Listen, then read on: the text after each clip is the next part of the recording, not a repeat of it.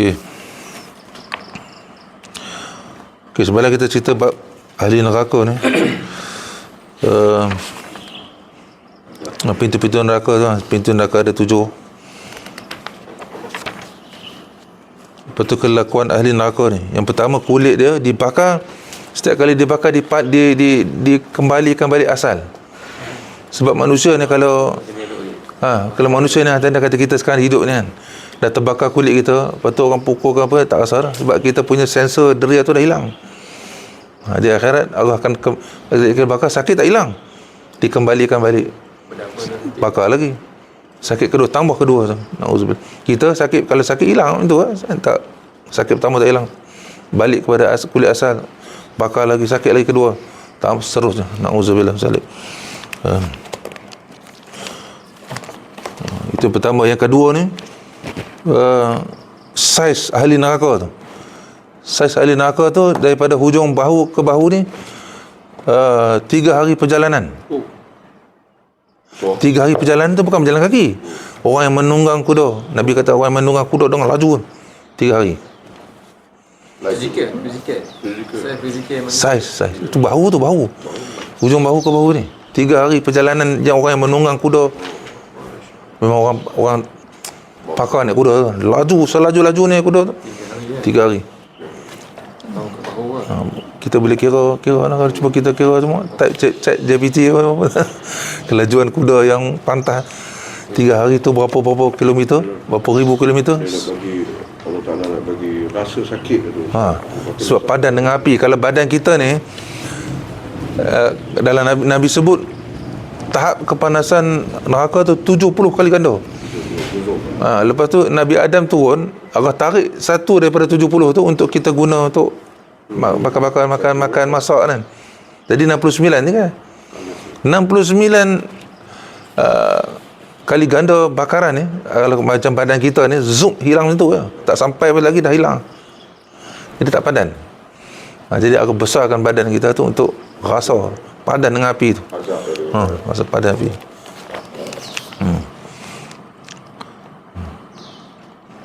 Lepas tu makanan dan minuman ahli neraka ni, antara makanan disebut dekat sini zakum.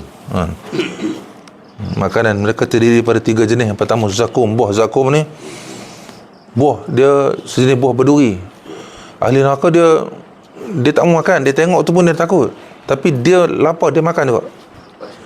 Bila makan bukan sekadar makan 1-2, makan 1-2 jadi tak. Dia makan sumbat sampai penuh perut. Bila penuh perut, dia macam menggelegak dah tu. Menggelegak. Mendidih dalam perut. Bismillah sekali. Dia jadi pecah, jadi menggelegak kan. Seperti mana Allah sebut dalam Al-Quran, thumma innakum ayyuhad-dallunal mukazzibun la'akiluna min sajarin min zakum famali'una minhal butun. Maksudnya, kemudian sesungguhnya kamu, hai orang-orang yang sesat, lagi mendustakan, benar-benar akan memakan pohon zakum. Kamu akan makan pokok sajarah tu ni, pokok zakum yang ada buah zakum, dan akan memenuhi perutmu dengan makan sampai penuh. Mula tak makan, tapi makan. Mereka tidak makan buah zakum ini 1 suap ataupun 2 suap saja, bahkan memakannya sehingga memenuhi perut-perut mereka. Pokok buah zakum ini, sebagaimana disifatkan oleh Allah Subhanahu Wa Taala dalam Al-Quran, adalah inna sajaratuz zakum, sesungguhnya sajarah pokok zakum ni ta'amul azim, dimakan oleh orang-orang yang berdosa, orang ahli neraka tu. Kal muhli yaghli fil butun. Jadi bila masuk dalam perut tu, dia mencair, lepas tu dia menggelegak dalam perut itu. Qaghayil hamim, seperti mana satu benda besi ke ataupun air yang dididihkan, dia menggelegak berapa ribu darjah Celsius. Auzubillah. Yalah, dia kata badan macam kita ni, kalau macam ni kecai tu ya, masuk. Jadi badan yang tak syok lah kata, tak sepadan. Jadi badan tu perlu disepadankan dengan baru dia rasa seksa tu. Okey.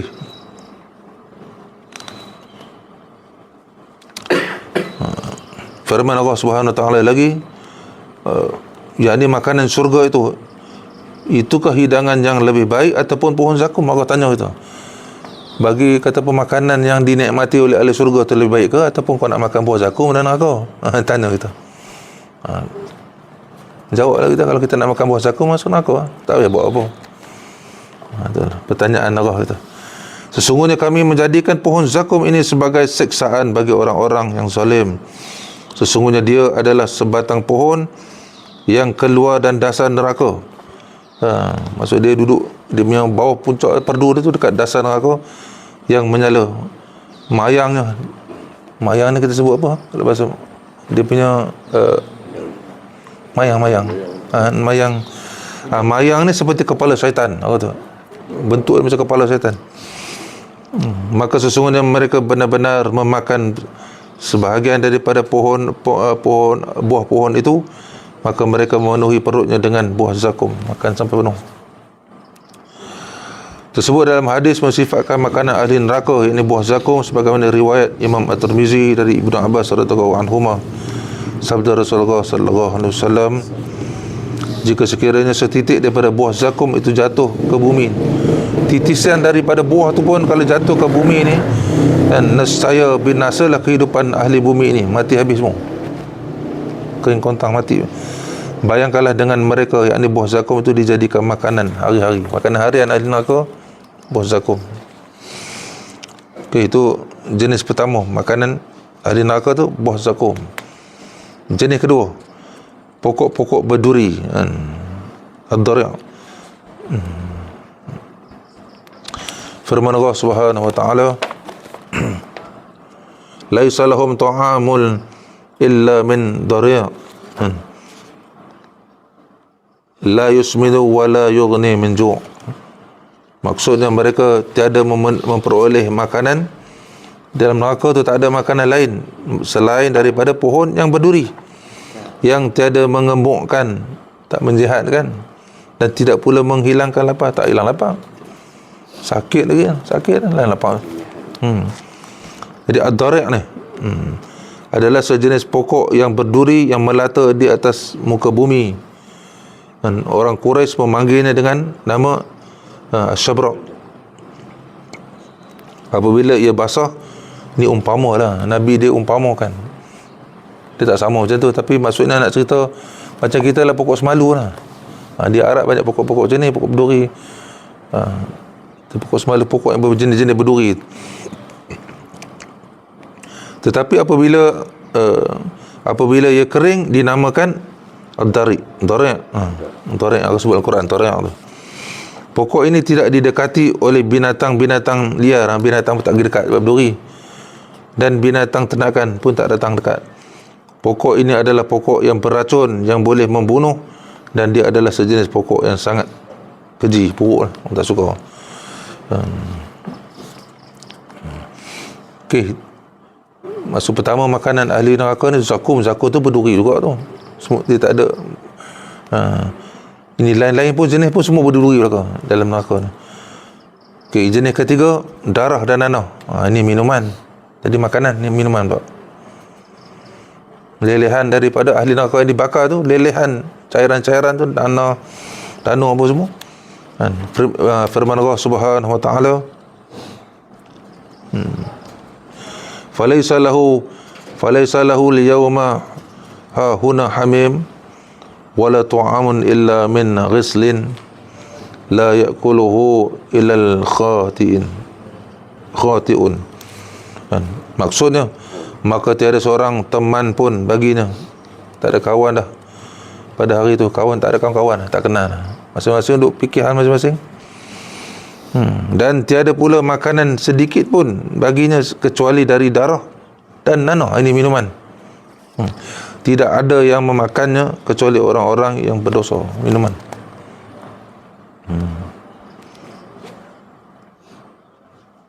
Okay.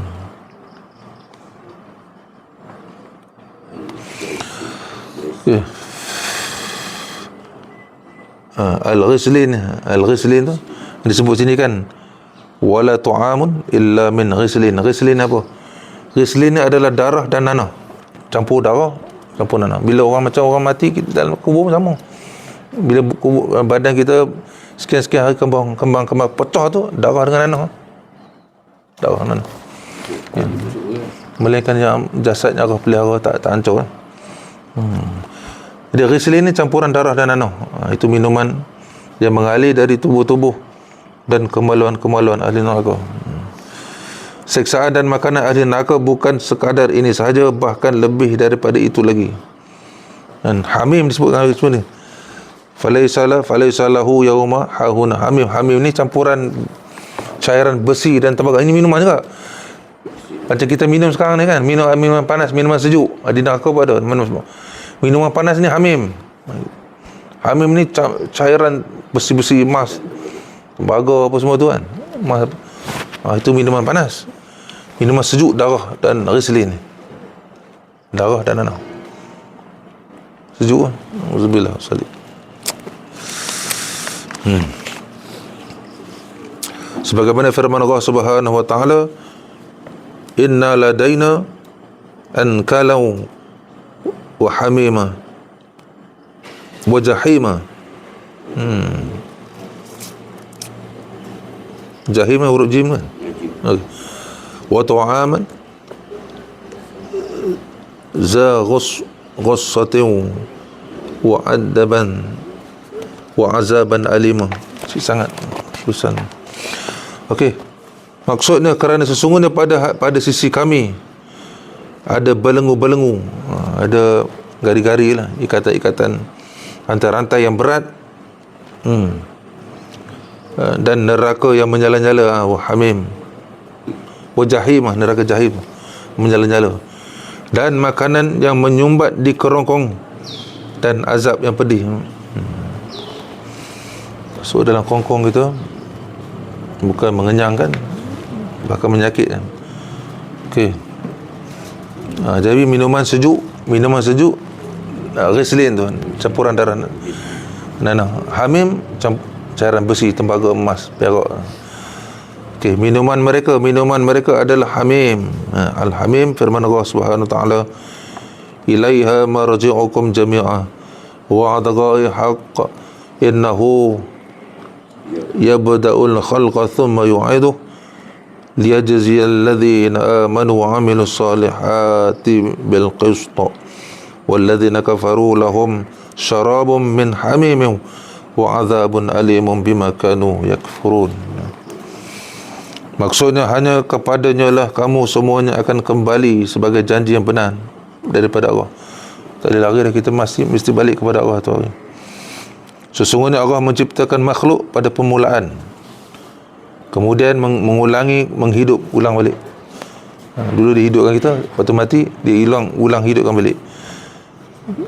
Sesudah berbangkit, agar dia memberi pembalasan kepada orang-orang yang beriman, dapat ganjaran pahala dan surga, dan yang mengerjakan amal soleh dengan adil, sifat keadilan Allah.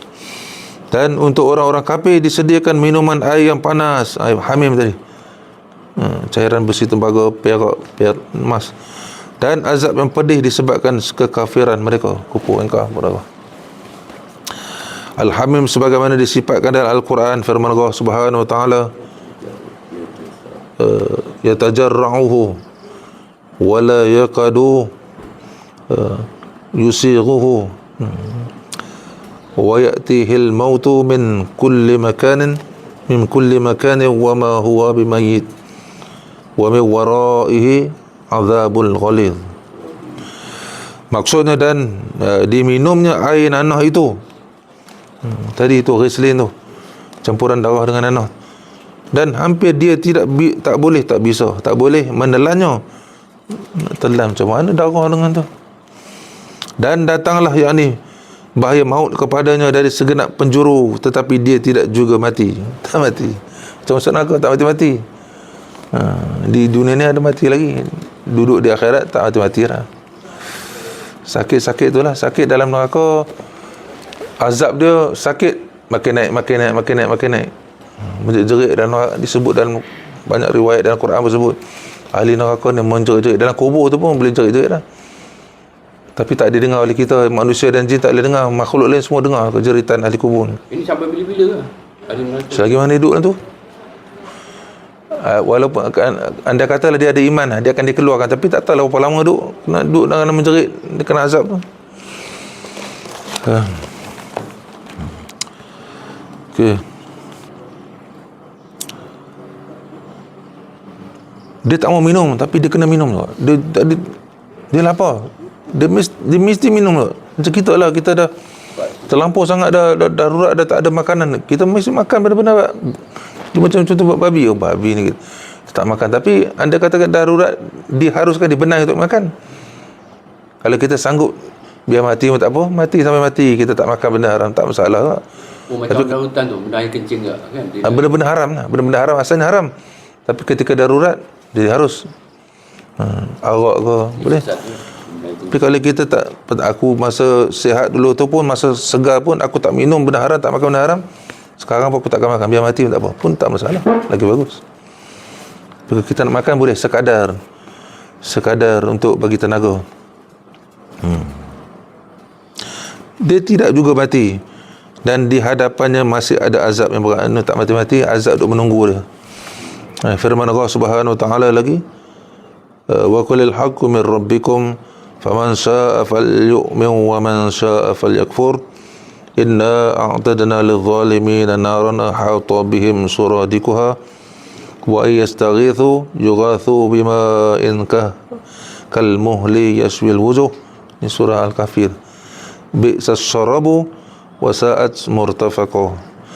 Maksudnya, dan katakanlah wahai Muhammad, kepada kita lah, kata kat kita, kebenaran itu datang daripada Tuhan. Maka barang siapa yang ingin, yakni beriman, hendaklah ia beriman. Pastikan kalau nak beriman, beriman lah. Jadi kebaikan kembali pada kita. Allah tak ambil manfaat apa pun. Kebaikan ke keburukan semua balik pada kita. Kita yang dapat manfaat, ganjaran yang kita dapat, hadiah daripada taat perintah Allah tu. Dan barang siapa ingin kafir, biarlah kafir. Nak kafir, silakan. Maka aku guna bahasa yang macam ni kan, sindiran. Kalau kamu nak beriman, berimanlah. Kebaikan tu akan kembali kepada kamu. Kalau kamu nak kafir pun kafir ya. Kata keburukan pun akan kamu yang akan, aku tak terjejah apa benda pun. Kamu gunakan murtad kekal neraka. Nauzubillah zalik.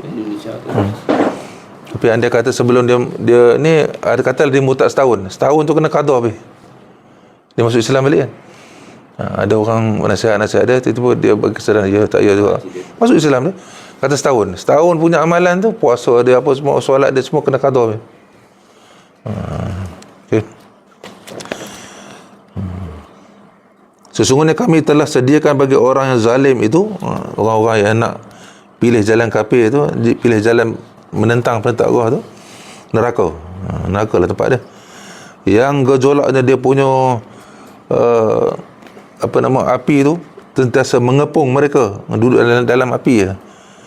Dan jika mereka meminta minum, kalau nak minta minum, nescaya mereka akan diberi minum dengan air seperti besi. Ini hamim tadi tu, cairan tadi tu, yang mendidih, yang menghanguskan muka. Subhanallah. Minuman ni belum minum lagi, baru bawa macam tu, hangus muka. Subhanallah. Kalau baca ni cukup takut dah, baca ayat-ayat ni. Belum minum lagi tu, baru sampai ke muka, hangus. Kau subhanallah. Hangus muka, balik sakit tu tak hilang lagi tu, balik ke muka asal balik. Tonggang juga di tempat dia lapar, haus. Tak mau minum, dia tetap pergi kan. Auzubillah.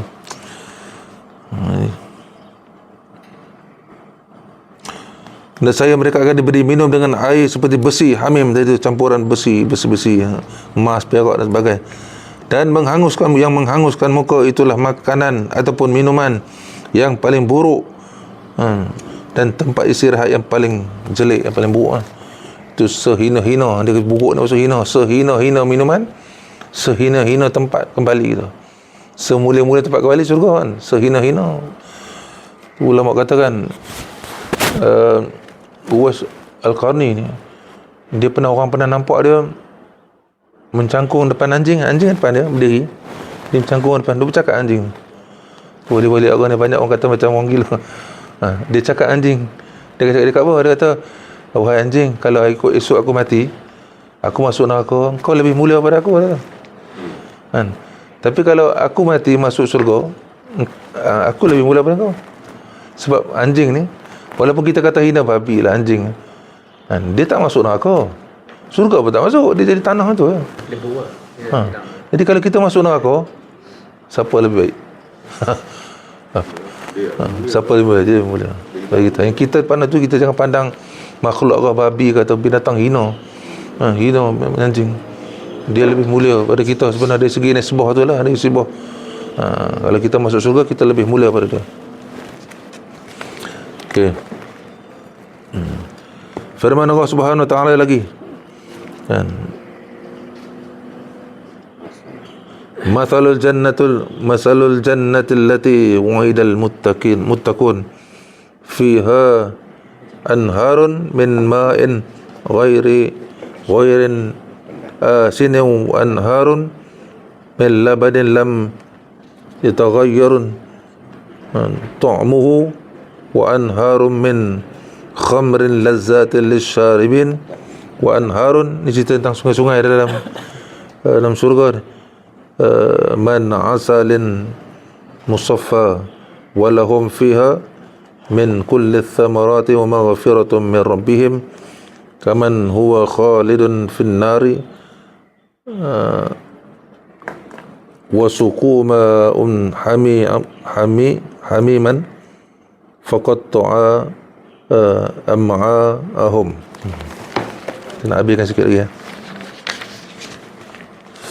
Maksudnya, apakah perumpamaan ataupun penghuni jannah, penghuni syurga tu yang dijanjikan kepada orang-orang yang bertakwa, yang di dalamnya ada syurga, ada sungai-sungai dari air yang tiada berubah rasa dan bau. Air tetap maintain rasa dan bau itu. Sungai-sungai dari air susu, ada sungai susu yang tidak berubah rasanya. Sungai-sungai dari khamar, yang lazat rasanya bagi peminumnya, dan sungai-sungai dari madu, madu yang disaring, madu yang ditapih, yang asli, madu asli, bukan macam madu kita. Dan mereka memperoleh di dalamnya segala macam buah-buahan dan ampunan dari Rabb mereka, macam-macam buah-buahan dalam surga tu. Sama dengan orang yang kekal di dalam neraka. Neraka pun sama, neraka Jahanam. Dan diberi minuman dengan air yang mendidih, hamim tadi, hingga memotong usus, potong tali-tali perut habis. Subhanallah, hancur tali perut. Sikit lagi ni kita nak habiskan. Habis alam habis. Okey. Seringan-ringan ahli neraka azab. Disebut azab ni. Ini paling ringan sekali. Tersebut dalam hadis yang sahih yang diriwayatkan oleh Imam Al-Bukhari, Imam Muslim, Imam At-Tirmizi, pada menyatakan tentang seringan-ringan seksaan ahli neraka tu pada nisbah azabnya. Hadis ini daripada An-Nu'man Ibn Bashir, beliau mendengar Rasulullah sallallahu alaihi wasallam bersabda, inna ahwana ahlin nari an azaban yaumal qiyamah ar-rajulun yuwadi'u fihi ahmasil. Ini tak nampak, tahu ya. Okey, artinya ini diletakkan apa ni, barah-barah di bawah tapak kaki.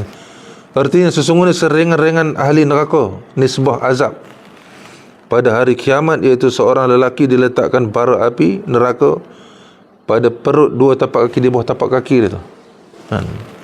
Dan saya menggelegak otak kepala. Letak satu bara api neraka letak di bawah kaki, tapak kaki dia, menggelegak otak. Itu seringan-ringan. Tapi dalam hadis sebut, dia rasa dia paling berat tadi. Tak ada azab lebih ringan lagi, ada tak? Ini dah azab ni, pada tu paling ringan.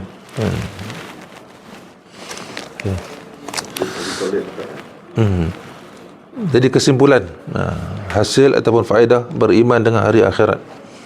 Yang pertama, sentiasa bermuraqabah, sentiasa rasa kehadiran Allah. Muraqabah ni rasa Allah sentiasa hadir Orang yang muraqabah ni antara ciri-ciri wali Allah ni, orang muraqabah ni. Dia jasa dia nak buat apa, dia Allah Maha mendengar ni, aku bercakap benda-benda sini. Kita nak buat tu, Allah Maha melihat ni, benda. Jadi dia perbuatan dia tu ada benda yang menghalang dia. Dia jasa merasai Allah, jasa ada dengan dia, memerhati dia, melihat dan mendengar. Itu sebab muraqabah. Ciri-ciri orang takut pada Allah ni muraqabah. Hadirkan hati mengingati Allah, kerana Allah sentiasa meletakkan mizan, timbangan tu, keadilan ke atas segala perbuatan manusia. Semua yang kita buat ni pasti akan ditimbang oleh Allah di akhirat. Kemudian diserahkan kepada manusia segala buku-buku catatan amalan, dan dihalaukan manusia sama ada ke surga ataupun ke neraka, dalam keadaan berpuak-puak, ikut kumpulan masing-masing. Orang yang beriman dengan hari akhirat sentiasa bermuraqabah kepada Allah, jasa rasa kehadiran Allah. Jadi dia takut nak buat dosa, nak buat pahala, nak cakap benda tak, dalam keadaan yang sir, tersembunyi. Dan keadaan ada ramai orang ke, tak ada orang, dia seorang-seorang ke, dia tetap rasa muraqabah jasa Allah. Dan keadaan jahar, nyata, sama dengan ramai orang, bermuhasabah terhadap dirinya dan rasa takut kepada Allah, dan memelihara diri daripada segala kelakuan dan perbuatan sekalian yang buatkan maksiat semua. Takut dia nak buat sebab dia, Allah sentiasa merhati dia. Wattaqu yawman turja'una fihi ila Allah thumma tuwaffa kullu nafsin ma kasabat wa hum la yuzlamun. Maksudnya, dan pelihara diri kamu, yakni dari azab yang terjadi pada waktu itu, kamu semua dikembalikan kepada Allah. Kemudian masing-masing diri diberi balasan yang sempurna terhadap apa yang telah dikerjakan, sedang mereka sedikit pun tidak dianiaya.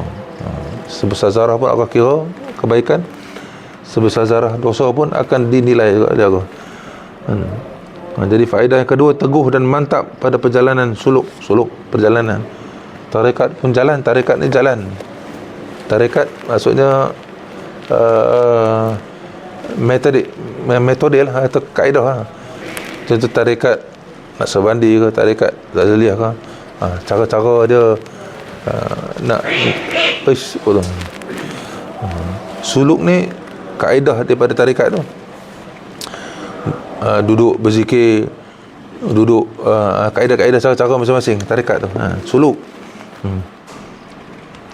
Okey. Berdiri di hadapan Rabbul Jalil, Tuhan yang Maha Mulia, untuk perhitungan hisap segala yang diperlakukan di dunia dahulu, supaya manusia sanggup melakukan pengorbanan untuk melakukan kebaikan dan mengawasi dengan rapi dirinya daripada terjerumus dalam kejahatan, maksiat dan dosa, supaya bertambah kebaikan dan mengurangi kejahatan. Suluk, jalan suluk. Maksud tengok jalan kita betul-betul, jangan terpesong kiri kanan, duduk atas jalan betul. Nak tahu duduk atas jalan betul tak betul, kena belajar. Jadi dengan belajar, dengan kita duduk atas jalan ilmu, kita tahulah kita duduk di jalan betul tak betul. Maka dia pasti mengambil suratan amalan dengan tangan kanan, tanda kejayaan dan kemenangan yang besar serta keselamatan yang tidak terduga. Firman Allah Subhanahu wa taala, fa amma man utiya kitabahu bi yaminih fayaqulu ha umul ra'ul kitabiyah inni dhanantu anni mulakin hisabiyah fahuwa fi 'aishatir radiyah fi jannatin 'aliyah.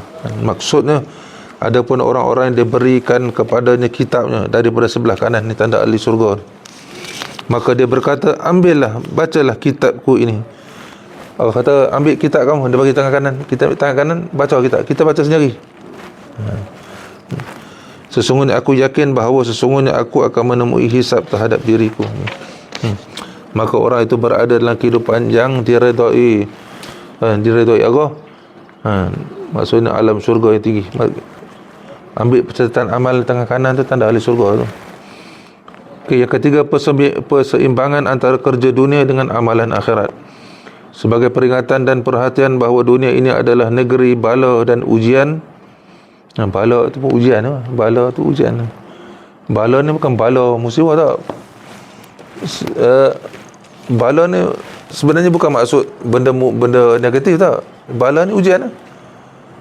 Cara kita menerima tu. Faedah tak? Contoh macam Allah bagi tsunami lah, kata tsunami lah, pada orang yang terima ni sebagai kata ketentuan Allah, dia akan dapat darjat dia akan naik, ampun dosa, darjat dia akan naik kan. Dia ada perubahan nanti.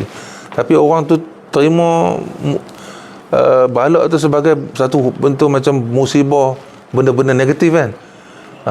Darjat dia Allah turunkan, dosa dapat lagi. Disilap boleh jatuh kafir, petikai takdir Allah, tentuan Allah. Jadi pada orang macam ni, dia jadi hukuman bagi dia. Bagi orang yang terima sebagai benda positif ni, takdir Allah apa semua, dia akan jadi satu benda yang mendatangkan faedah bagi dia. Jiwa dia tu bertambah mantap dari segi keimanan dia. Allah angkat darjat dia, Allah ampun dosa dia. Itu jadi manfaat bagi orang beriman. Beza kat situ lah. Iaitu tempat bercucuk tanam untuk menuai hasilnya di akhirat. Di dunia tempat bercucuk tanam, hasil kita tuai di akhirat. Orang yang beriman jangan sekali-kali tertipu daya dengan kehidupan dunia yang penuh pancaroba dan menggoda ini. Berzuhud, maksudnya ambil dunia sekadar keperluan zuhud, serta bermujahadah untuk mencapai kebahagiaan di dunia dan di akhirat. Firman Allah Subhanahu wa taala, wa minhum may yaqulu rabbana atina fid dunya hasanatan wa fil akhirati hasanatan wa qina azabannar. Maksudnya, dan di antara mereka orang beriman tu ada yang berdoa, ya Tuhan kami, berilah kami kebahagiaan di dunia dan kebaikan di akhirat, dan peliharalah kami daripada siksaan api neraka. Ini doa-doa yang merangkumi semua dunia akhirat. Orang yang tawaf di Kaabah ni pun, kalau ikut sunnah dia lah, ada Nabi bila sampai di rukun ni, Nabi akan baca doa. Sampai di pancuraman, masing-masing ada macam-macam doa. Sampai orang bawa gantung di leher, dia buat buku doa tu gantung di leher orang pergi haji. Tapi kalau kita tak apa tu, kita baca doa ni pun dah cukup, kata orang. Sebab doa ni lengkap, dunia, tak dunia. Minta dunia baik, akhirat baik, lepas tu jauh pada azab neraka. Ulang tu je. Ulang tu.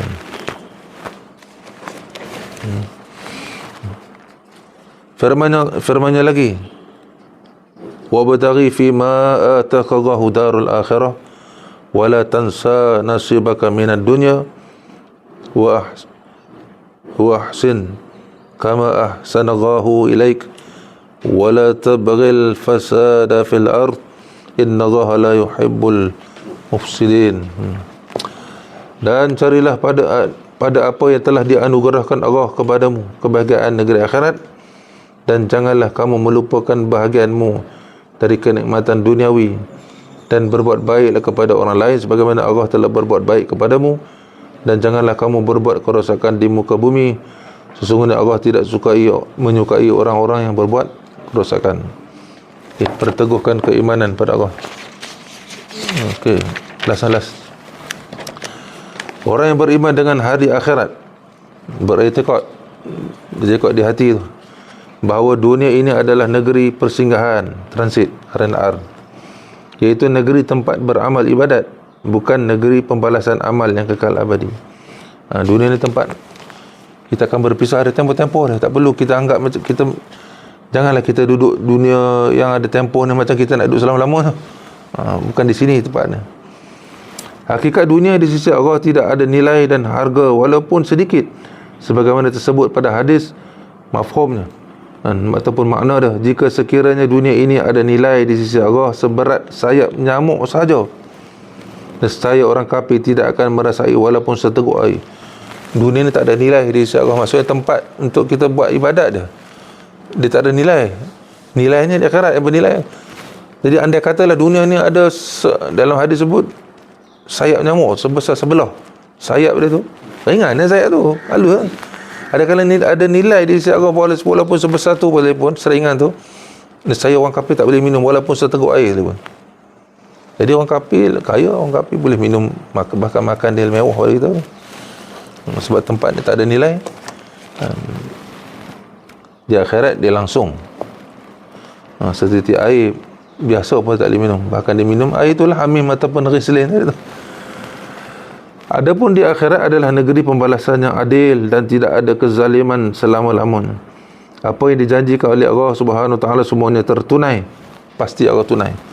Firman Allah Subhanahu wa taala, wa wudi'al kitabu fataral mujrimina mushfikina mimma fihi wa yaquluna ya waylatana ma li hadzal kitabi la yughadiru saghiratan wala kabiratan illa ahsaha wa wajadu ma 'amilu hadira wa la yadhlimu rabbuka ahada.